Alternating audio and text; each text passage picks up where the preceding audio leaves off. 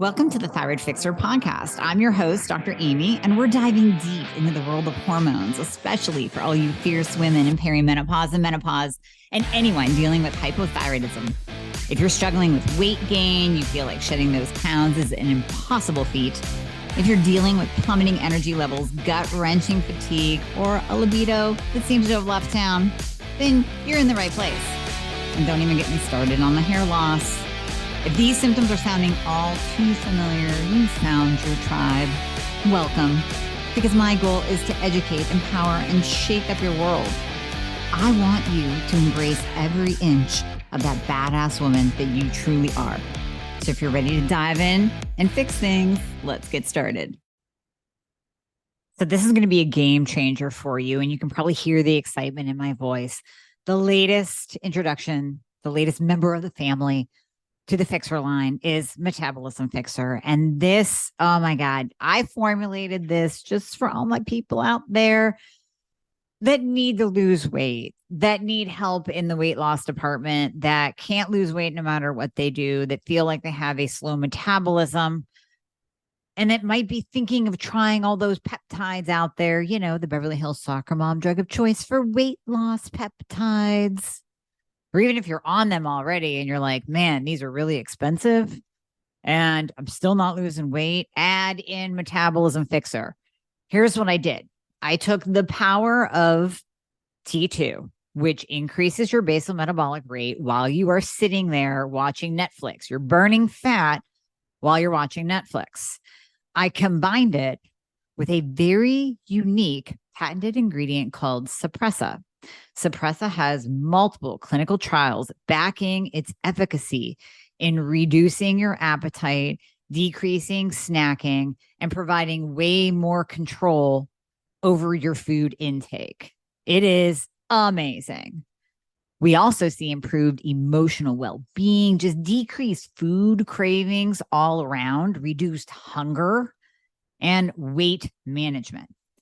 Add on top of that, we have green tea extract. We have purple forest purple tea extract, both of which affect the metabolism in a very positive way without the jitters of normal fat burning supplements out there from the 1980s and 90s, right? The ones that made you feel like you're having a heart attack. You will not have that in any of my supplements, Thyroid Fixer or Metabolism Fixer. But Metabolism Fixer, ooh, yeah, we kicked it up a notch. It is in powder form, so you can drink it through your day. It's going to flavor your water. We got orange crush and refreshing citrus. I love them both. It is going to keep you under control all day long. So you throw a couple scoops in your water bottle in the morning, throw a scoop or two in your water bottle throughout the day. You will have fat burning and appetite control the entire day for what? An eighth of a price of the peptides? Oh my God, you can't go wrong. So grab some Metabolism Fixer today. Please let me know how you do on it. I am super excited for you. Super excited. So you know I like to do things a little bit outside of the box. And this podcast is no different. Natalie Jill and I of Midlife Conversations. If you haven't followed Natalie Jill, you need to. She is a powerhouse in the fitness community. She's struggled with her own autoimmunity. She has struggled with weight gain, and now she has a six-pack. I'm telling you, she looks like a rock star at the age of 52. I damn near lost my mind when she told me her age. But we connected. We jibed immediately, and we started talking about boobs because why not have a conversation around boobs? And it turns out that we have both had 6 surgeries each. We have both had implants rupture. We have both had questions from our community regarding our implants and breast implant illness and autoimmune conditions. And for me, Hashimoto's. Should I get them? Should I not get them? Should I get them taken out? All of those questions that surround breast implants, we dive into and we answer. And we share our deep personal stories, our personal journeys, what made us decide to get the implants in the first place. We talk about judging other people who have them, who don't have them. We talk about our struggles around it, the ruptures, how it affected our health, what we see in our own client and patient population regarding implants and autoimmunity. This is really a one of a kind episode all about, well, actually 24 boobs, right? 24 different implants, 12 different surgeries. You're going to love this one. So it's so interesting how this podcast episode came about because we're talking about 12 boob jobs today. Yep, I said it right. 12 boob jobs, everything we've learned, everything we regret, everything we would do different, what we maybe don't regret. But Dr. Amy Horniman and I, Natalie Jill here, we were set to interview each other. We had just met recently. She was going to interview me about midlife fat loss. I was going to interview her about thyroid fix. We had just met, we clicked instantly, and I had to postpone our interview. And when I said why, she said, oh my gosh, I have a very similar journey. I said, I have to postpone it because I have a breast implant rupture and it is not my first rodeo with this. This will be my 6th surgery. And she right away left me a message back and said, what did you say when you left me a message right back? Yeah, that I get it because back in July, I too had a rupture and I was very open about it on social. I'm like, my boob exploded. FYI, this can happen. But I had a rupture. I had my 6th surgery as well. So I totally understood what you were going through. And I wanted you to know that I got it. And then that just started a whole back and forth conversation about boobs. It's been wonderful. And then we thought, you know what, we've been talking on voice note about this. Let's take this on our podcast because there's so much talk now about breast implant illness. There's so much talk about removing implants.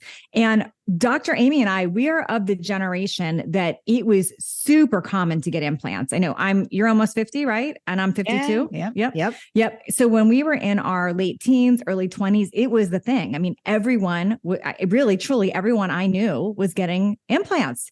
It was the thing, and it was not considered unhealthy. It wasn't considered toxic. It was just, I don't know. It was like so normalized, right? Totally. And because we were both in the fitness realm too, it was even more normalized because you either got implants or you stood out on stages in photo shoots. You kind of stood out as, oh yeah, the flat one. And when you get in shape, and I'll share that. I'm sure you have a similar story. When you get in shape, you lose your boobs. I mean, they're fat, right? Yeah. So you start losing weight and getting toned and getting muscular and looking athletic, which is awesome.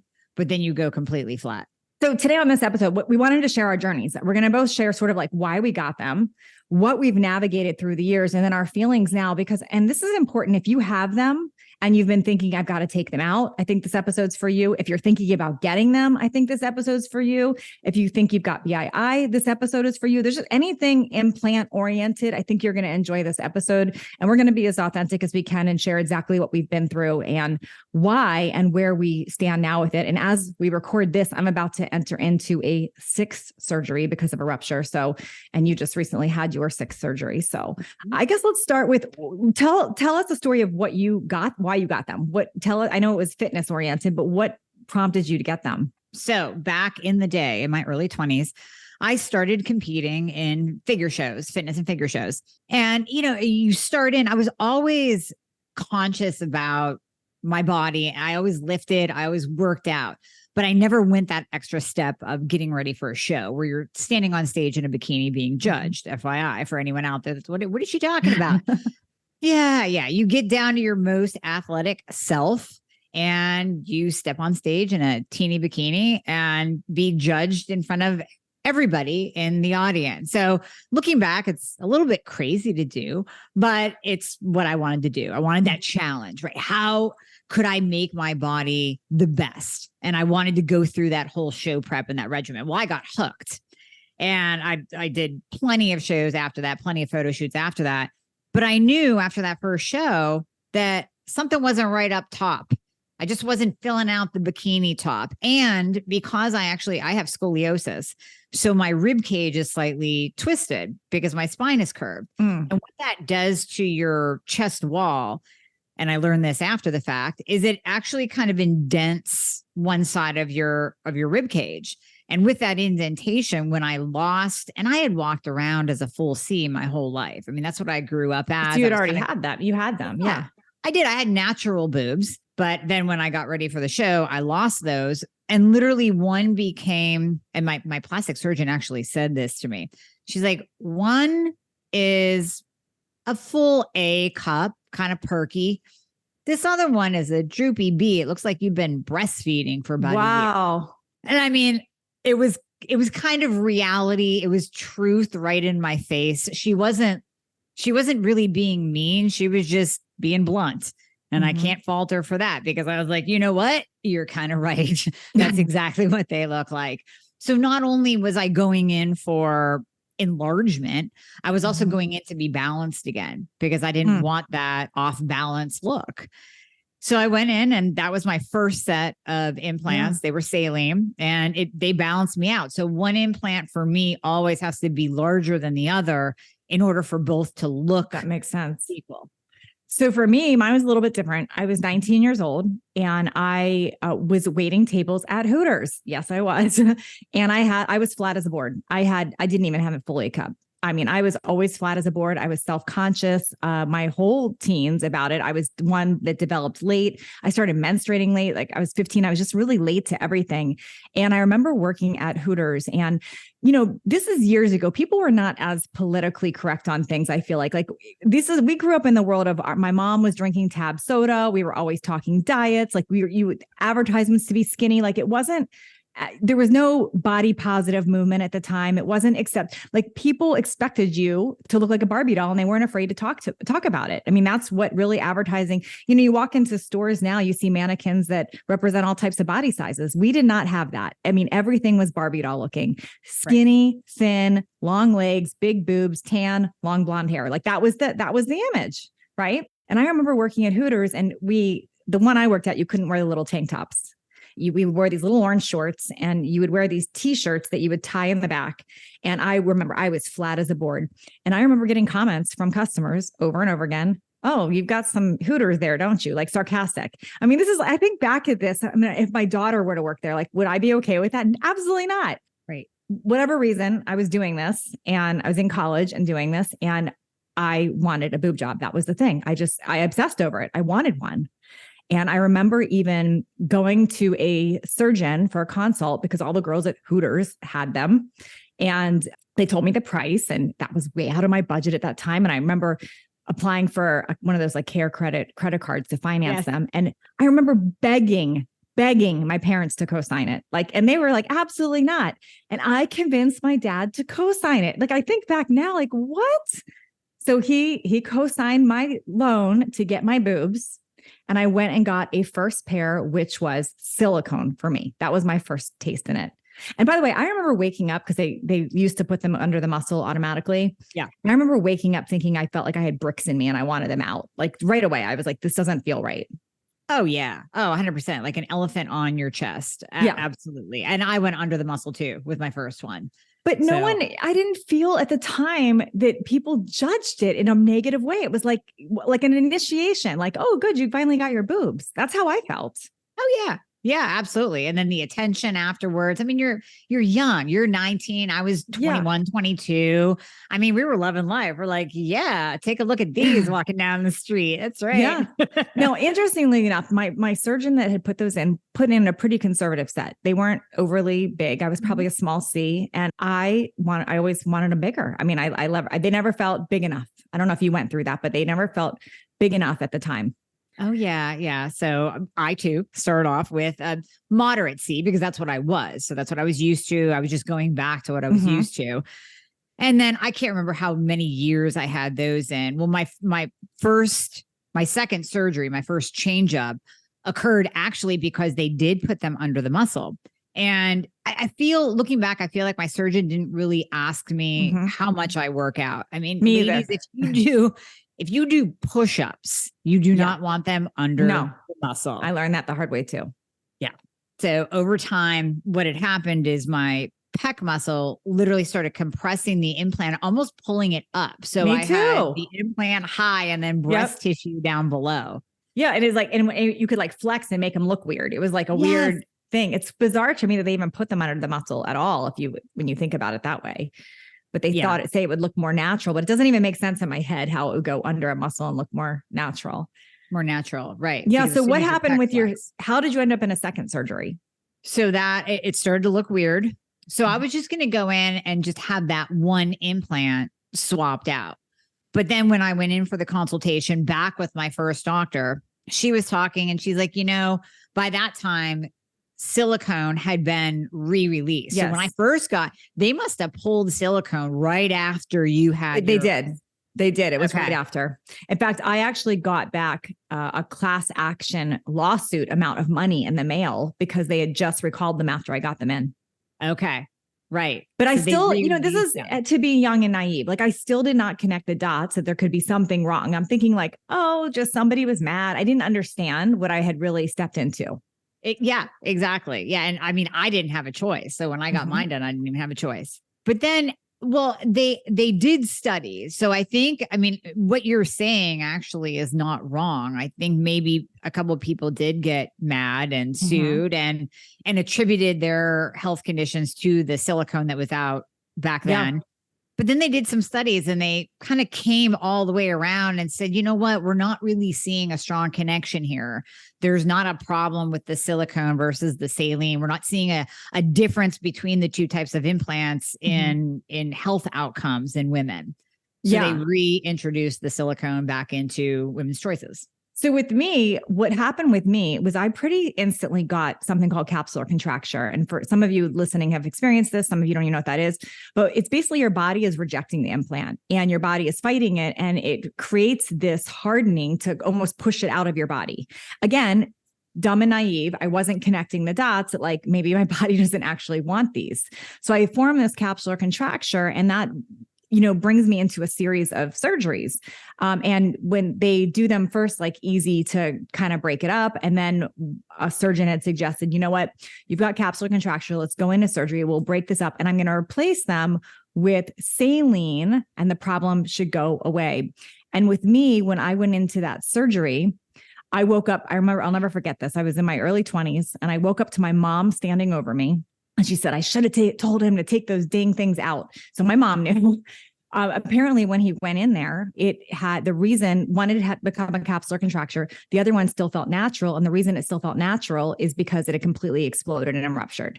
Now, before you have an augmentation or a redo or anything, they do a mammogram, they do imaging to see if it's intact. They didn't do that then. This is years ago. This is over 25 years ago. So the surgeon goes in unknowingly to cut and to replace, and silicone spills everywhere, the gel.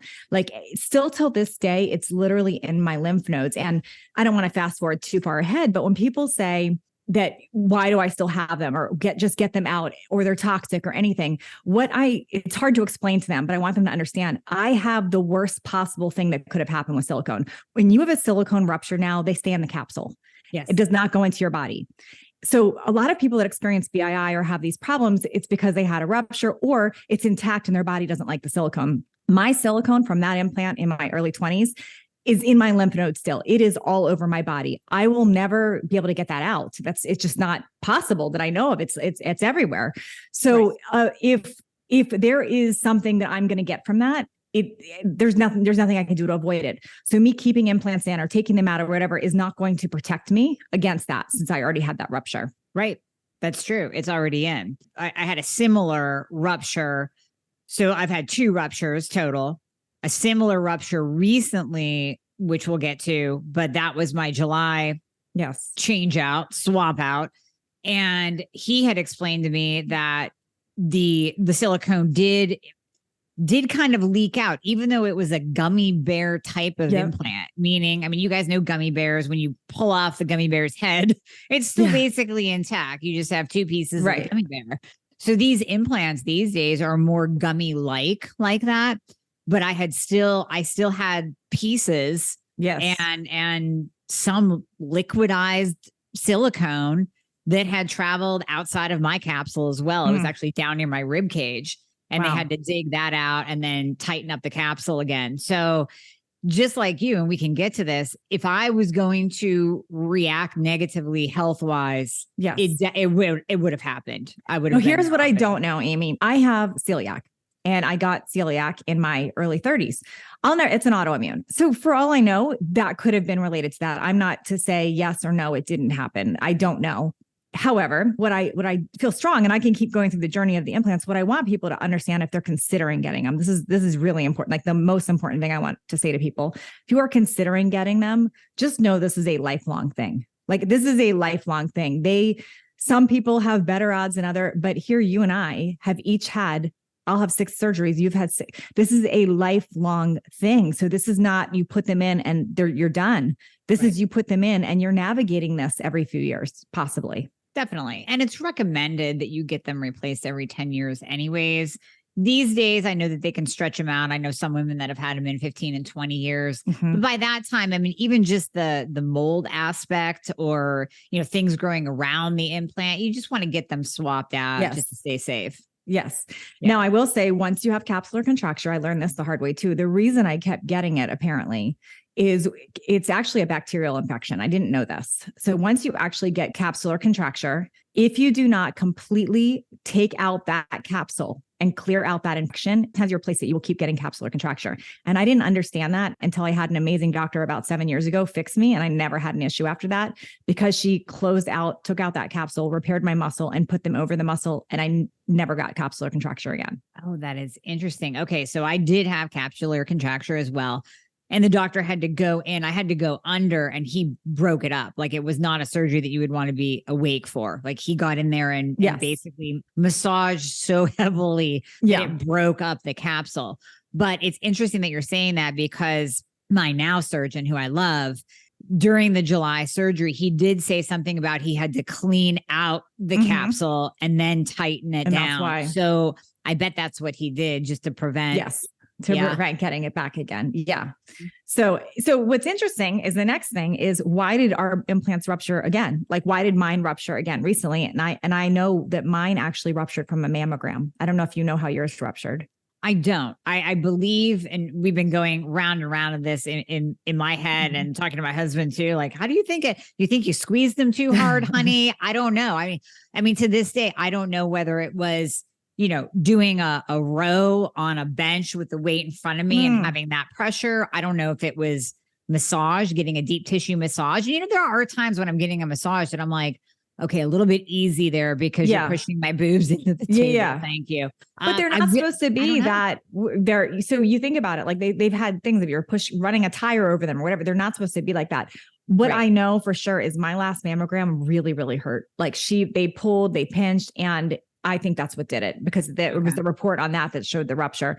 And what I did learn from multiple consultations after is that you've got to be extremely careful with mammograms. And in fact, you almost shouldn't do them with implants and instead could ask for a breast MRI, which could still be thorough. So moving forward, if I were to choose to keep them, I'm going to not get a mammogram. I would have a breast MRI. That is smart. And again, now that you're saying that, 2 years ago, I had a mammogram and I had actually a questionable one. So I had to go back for more and I still had to do the 3D imaging anyways, because of the implants, because they can't get a good picture of the tissue anyways with an implant in. So ladies with implants, don't get the mammogram. Just get the breast imaging. They have the 3D imaging now. They have the ultrasound. They can do so much without squeezing your breast in a very tight machine. Okay. Now I want to talk about the obvious because I know some people are listening going, well, girls, this is dumb. Why wouldn't you just take them out? And I want to talk about that a little bit because this is more than just, let's just take them out. And I'll say first this, if I knew that just completely taking them out was going to prevent any problem with silicone down the road, then I would do it despite all the psychological things. That's not an option for me because I already had a massive rupture that's still in me. So I know that. Second thing is what people don't realize, and this might be shallow to some. I'm just going to tell you what goes on in my head. Going from a double D that I've been for 33 years to flat as a board again with scars everywhere, that's a hard pill to swallow for me. I don't know if I'm that strong. I'm just saying. Now, if it was like, this is a guaranteed healthier step for you, then I would be open-minded to it more, but it's not for me because I already had that rupture. That's just where my brain is right now. I'm just being really honest about it. No, I appreciate your honesty on that. And I'm sure everyone does because you're just being real. And really to stack on top of that honesty, I feel good with my breast implants. Like I feel more confident. So whenever I hear the argument of, oh, isn't that vain to go get a surgery? You're getting a surgery. You have 6 surgeries just to have those. I go, well, do you go to the gym? Do you get your hair colored? Do you put makeup on every day? Do you get your eyebrows done? Do you maybe get a little bit of Botox? Mhm. You're doing things to make you feel better about yourself. And I am all for that. I have supported women in doing what they want to do. I'll have patients come and be like, I think I want to get a tummy tuck. I'm like, go for it, girl. Yeah. You do that because that is going to make you feel better looking at yourself, getting naked with your partner. I don't care what it is, putting on a bikini, going on vacation. You are going to hold yourself higher day to day because you feel confident rather than wearing big old shirts because you want to hide what you got. Yeah. None of that. You do you and do things that make you feel great. And that was my choice. So if you told me today, you're going to have 6 surgeries and I realize I still have more in my future. Yeah. Would you do it? I would say, yes, I would. You would? Okay. So I'm the opposite. I don't think I would do it knowing what I know now. Okay. Yeah. But however, like if I could go back in time and if I knew this, if I knew I was going to have all this stuff happen and who knows if it caused the celiac or not, I would say, I wish I had never done it. However, now that I'm in it, it's very hard to say, I'm just going to take them out and be done and have, like just so you guys know what's involved. To take them out is an explant surgery. So they remove the capsule, the full capsule. They do a block surgery. But because if you've gone from a double D and you have zero tissue, you do a full lift. Otherwise, you literally have hanging skin. So that involves not only a scar under your breast, it involves a vertical scar from your nipple down, plus around your nipple. So you got multiple scars. And then I will be concave, not flat, concave. Like I will have a hole there. So to me, I've talked to my husband about this numerous times and he's very supportive of whatever I decide. But hearing the clear facts that I already had the rupture that's in my body, that is going to mess me up so psychologically. You all can think I'm shallow all you want. I'm just telling you, it's going to mess with my confidence. To me, I would rather just go a lot smaller and still have something. That's what I've decided. But I would say I regret doing it to begin with. I know why I did it. I just regret that I did it to begin with. Right. And I will share on that BII note. Mm-hmm. I have had, I would say about 10 patients get the breast explant surgery. 5 of them said that it was the best decision of their life. Really? They felt better the day they walked out of surgery. Yes. 100% they would do it again. 5 of them felt no difference. Really? And they're really having a hard time. And a couple of them are thinking about going back in. Really? Yes. Okay. Because it's interesting. They thought it would make a difference. So And so what I do believe BII is real. But I also am concerned that a lot of people might assume they have it when they don't. Like there's other things they haven't navigated yet because there's so many other things. I mean, it could be perimenopause. It could be their hormones. It could be an autoimmune that it could be so many other things that aren't breast implant, illness related. Some people do have it, but I don't know that everybody has it. Which, by the way, have you noticed it's a little bit like, I'm just going to say it, it's a little bit like a cult of people that have I feel like I get attacked, and I'll get attacked on this episode. I already know it. We're going to have some people, the BII police, without knowing our background, our story or anything. They're just like, you should take them out. This is toxic. This is and I just feel that everybody has a unique situation. So just because that's your journey or your particular situation doesn't mean it's everybody's journey and situation. That's how I feel. Right.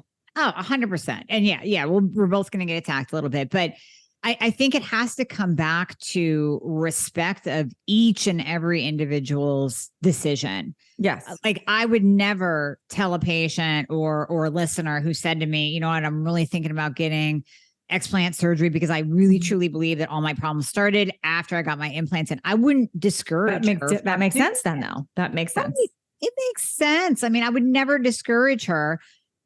At the same time, nor would I encourage someone to go have them out just because they have them in. And we think maybe kind of sort of it might be tied to their autoimmune or their health conditions that they're dealing with. I have Hashimoto's too. Yeah. Now looking back again, I mean, okay. So did your Hashimoto's come up after? So it's interesting. So yours might be related to that rupture too. We don't know.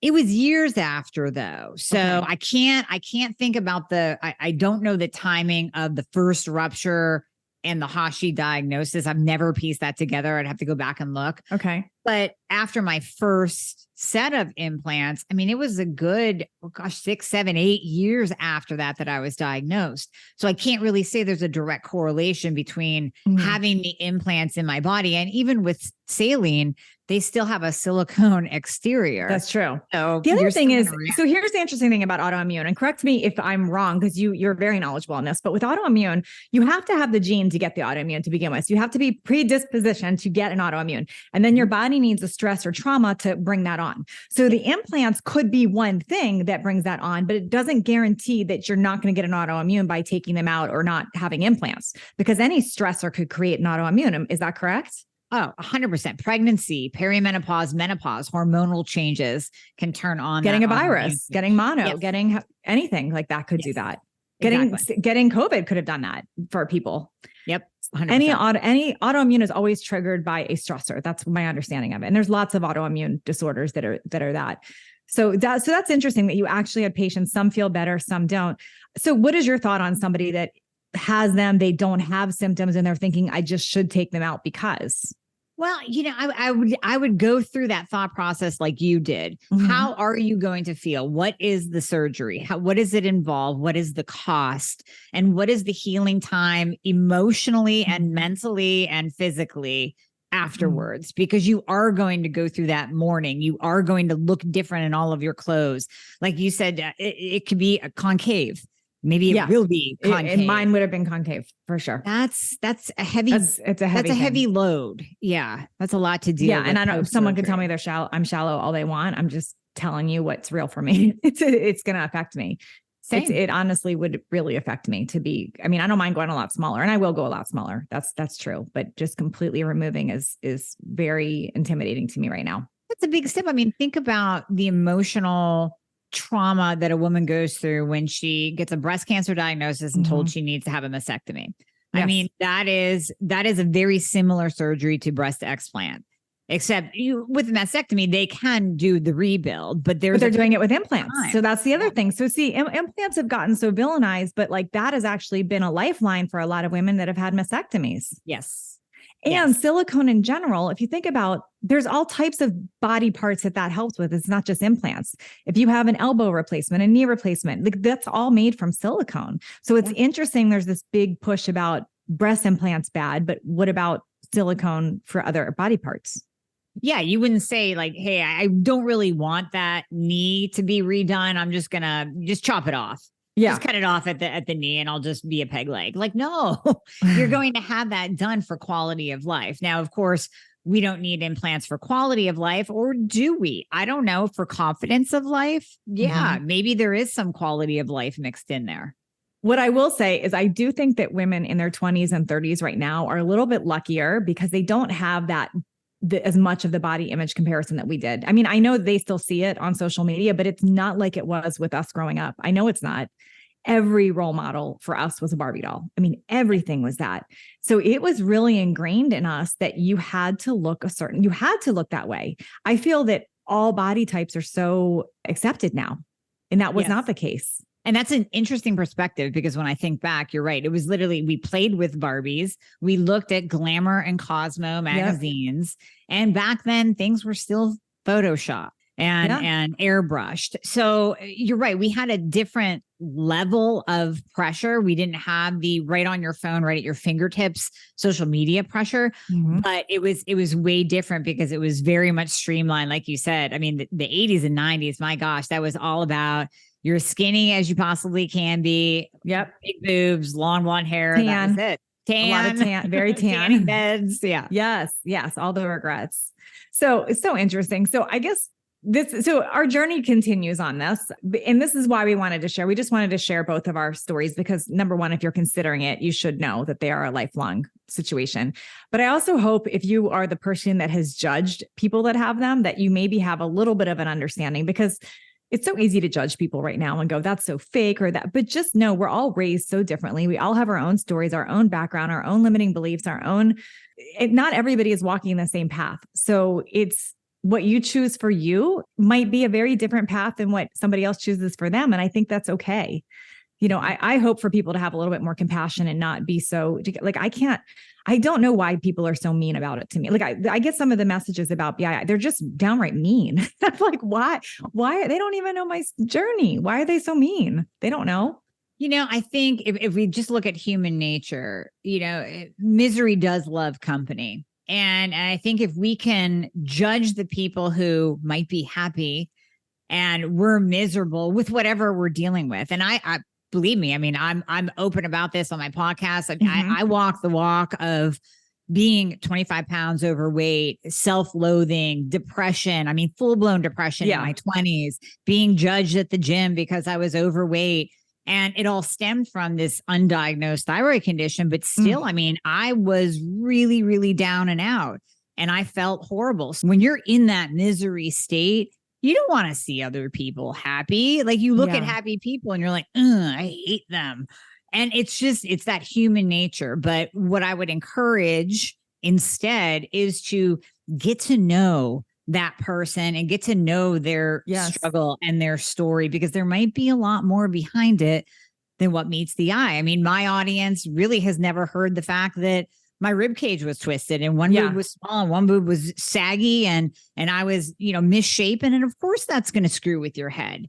Especially in your 20s, that's going to screw with your confidence. As you're talking, I was just thinking how you almost can't win, because think about it. So like I said, I was made fun of for having a flat chest. You were made fun of for so then you're made fun of for getting a flat chest. Then you're judged for not having a boob job in your early 20s or whatever. We get a boob job. Then it's like, okay, you finally fit in. Now we're almost judged for having that. Like, look at that. That's so dumb. You had that. Like, you literally cannot win. So you have to do things for yourself, because doing them for anyone else's approval is never a good plan. It's never a good plan. No, it's never going to work. We're going to get judged no matter what. You're going to get judged no matter what. Exactly. So you do you, and don't worry about the rest of the world and what they say or what they think. Hold your head high. I do want to talk a little bit about surgeon advice. Like if you are looking for, because we both, having the number of implant surgeries we've had bad and good procedures. What I want to share is, number one, a surgeon should absolutely recognize all the things that we're talking about. If anyone tries to gaslight and say none of this is real, then that's a problem. Like a good surgeon is going to acknowledge that BII exists for people. They're going to acknowledge that this is not the only time you're going to have a surgery. They're going to acknowledge that they're not permanent, that you can have capsular contracture, all of that. I feel like that's fair. And they're going to give you realistic expectations for removing them or putting them in or any of that. That's what I feel about a good surgeon. Yes, 100%. And a good surgeon, just like you experienced the other day, will spend time with you. This is not a factory where you're pushed in and out and you get a 20-minute consultation. Your surgeon spent 2 hours with you. My surgeon spent an hour and a half, 2 hours with me. And really, I mean, stayed in the room until a decision was made, until all of your and my questions were answered. And that is the key to a good surgeon. Yes. And doing background checks, not just on Real Self or Google, like really understanding and knowing somebody else that went to that surgeon that had that experience. Because I've heard horror stories about that. In fact, one of the situations I had before my last one was completely botched and terrible. And I didn't do my research on it, not like I should have. And it was awful. So just really important, because it is your body and you want to make sure you're doing your research there for sure, and not trying to cut corners because of a discount or whatever it is. Oh my goodness. Yeah. Please don't go to Mexico to have your breast surgery done, or any surgery done. Just you really do want to do that research, and you're looking for the perfectionist. You're looking for that man or woman that is looking at you and really talking to you about what's going to look good on you, not just doing the surgery for money. And a good surgeon will tell you, you know what you're thinking of, I don't think will work. How about we do this instead? Because they can see your anatomy. If they've done enough of these and they're skilled, then they're going to look at your anatomy and they're going to say, listen, I know what will look good, but they're also listening to you. So my surgeon, actually, I told you this story off air. I was so impressed when I heard, after I woke up, that my surgeon had the implants, that he thought would work in the OR. And he got in there and he's like, no, I know what she wants. I know what we're going for. Yeah. He called the Allergan rep and was like, I need you to bring me this and this to the hospital, to the ER. And my friend's like, yeah, you were just in there under, and he's meeting the Allergan rep to get your implants, because he knew that's what you'd want. Yeah. And I was impressed. I like that. Well, gosh, this is fascinating. To be continued on this topic, but I'm so glad we shared this. I do want to ask a question. I'm just so curious your opinion on this. So a lot of times, especially if you search BII, you'll see these before and after pictures of people's faces. They're like, my eyes are white after. What I want to know, because you are the doctor, like, I'm just so curious. You just came out of surgery. You just had a bunch of anesthesia and drugs in you. How is that possible that somebody's instantly better? Or am I just missing something here? I don't know about the instant. I mean, is it that day? Is it the day after? Is it after you come out of anesthesia? I mean, who really knows? I know, the placebo effect is real too. I think there's that when women go into the breast explant surgery and they are so sick, like they have never felt this bad in their life. There's also that kind of relief that what I believe is making me sick is now out. Yes. And it's like, whew, okay, let's start this over again. So I think it's a combination of, possibly your body isn't battling that thing that is in you. And there's that mental relief, that weight that's been lifted off. Gosh, I love this. Oh God, Amy, thanks for having this candid talk with me. I'm glad we did this because we were voice noting back and forth and I'm like, let's share this. Yeah, absolutely. So I guess the summary, we'll give a big old summary for everyone. Natalie Jill and I did not respond to the ruptures. We were okay. No real health concerns that would put us down, put us in bed, make us say, oh my gosh, we've never felt this way in our entire life. So I think the message is, and then I'm going to hand it over to you to give your final thoughts. I think the message that I really want to drive home to, and I talk about this on the podcast, I don't care whether it's mold, heavy metals, Lyme disease, babesia, we're all exposed to these crazy things. Yes, I've been exposed to mold. We've all been exposed to heavy metals. If you live and breathe, you've been exposed to heavy metals. If you had amalgam fillings, you've been exposed to mercury your entire life. We've all been exposed. It's how shored up is your body at that time of exposure. And that could be exposure to an implant going in. How shored up is your body to be able to handle it? If you are in a state of I say a stressor, but that means all kinds of things. That could mean an illness, a sickness, an autoimmune condition, stress in your life. If you're under that heavy stress burden and you put one more thing on it, it's like that, the cards that fall, like the little feather comes down and boom, the rest of the deck falls down. If your body is shored up and you are exposed to different stressors, it doesn't react. It's non-reactive. It can handle that stressor. It can process it. It can deal with it. And I think that's what you really have to look at going into surgery so that you're not faced with that decision. Do I get them out? Because now I'm sick. Make sure that you're doing all the hormone balancing, the eating properly, get your lifestyle in check, get your body shored up before you go into surgery. And I believe that process will definitely protect you from reacting to that implant. Everything you said, I completely align with. And it's interesting. I've had so much thrown at me the last several years. So I think about, I had multiple injuries. I had a torn bicep. I had a broken foot. I had a ruptured disc. So multiple surgeries with anesthesia. Then I had a whole blood sugar issue that turned out to be a parasite. So random. So although I do think parasites are more common than people realize. Yep. I was living in a house that had mold, learned the hard way that we had black mold and left.